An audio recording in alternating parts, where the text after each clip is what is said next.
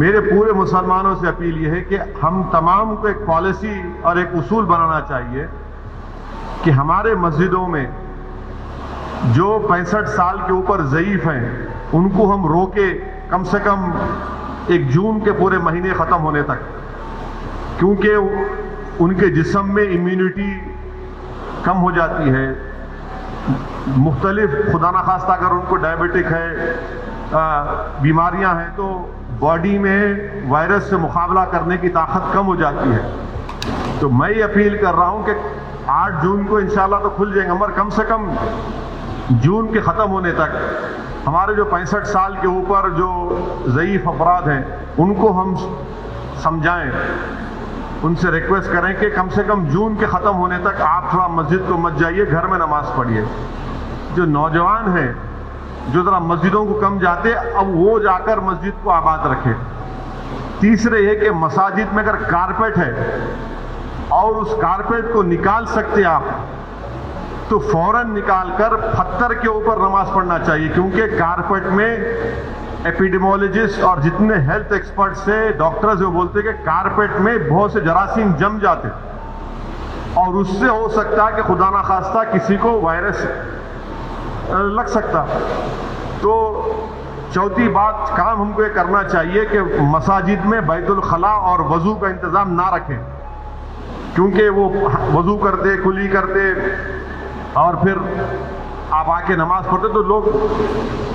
گھر سے ہی اپنے وضو کر آئیں، اور نماز جب پڑھیں گے تو نہیں معلوم مفتی اکرام کو فیصلہ کرنا ہے کہ اگر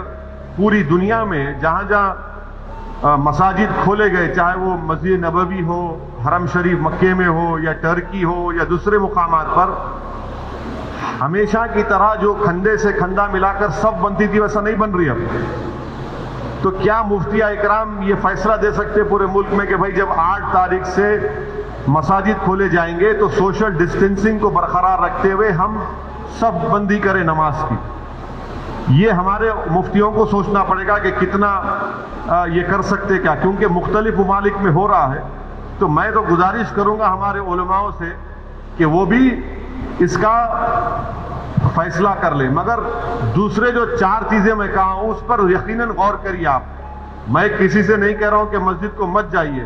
میں یہ کہہ رہا ہوں کہ آپ صحیح کہہ رہے ہیں کہ وائرس ابھی بڑھ رہا ہے، وائرس ختم نہیں ہوا ہے، وائرس بڑھ رہا ہے ابھی، اور خاص طور سے جو ہمارے 65 سال کے اوپر کے جو لوگ ہیں اور جو لوگ مختلف امراض کے شکار ہیں، جس کو کڈنی کی بیماری ہے، ہارٹ کی ہے، لنگز کی ہے، ڈائبٹک ہیں، ان کو تو اور احتیاط کرنے کی ضرورت ہے، بہت احتیاط کرنے کی ضرورت ہے ان کو، کیونکہ ان کی جان کو بچانے کا ہے۔ یقیناً ہم کو ایک روحانی اور قلبی سکون ملتا ہے جب ہم اللہ کے گھر میں جا کر سر و سجود ہوتے ہیں، مگر اسلام کی اہم تعلیمات بھی ہے کہ جان بچائیے، اور اگر خدا نہ خواستہ کسی کو یہ وائرس ہوتا ہے تو پھر ان کے گھر والوں کو ان سے جو ملاقات کیے، پھر ایک نیا سلسلہ شروع ہوتا ہے ٹریسنگ کا، پرائمری کانٹیکٹ کون تھے، سیکنڈری کانٹیکٹ کون تھے۔ یہ میرے احساسات ہیں، اور یہ اسی وقت ہوگا جب ہمارے تمام مفتی اکرام چاہے وہ کسی بھی مکتب فکر کے ہوں، وہ اس کا ایک اجتماعی طور پر نوٹ لے کر سب کو بتائیں۔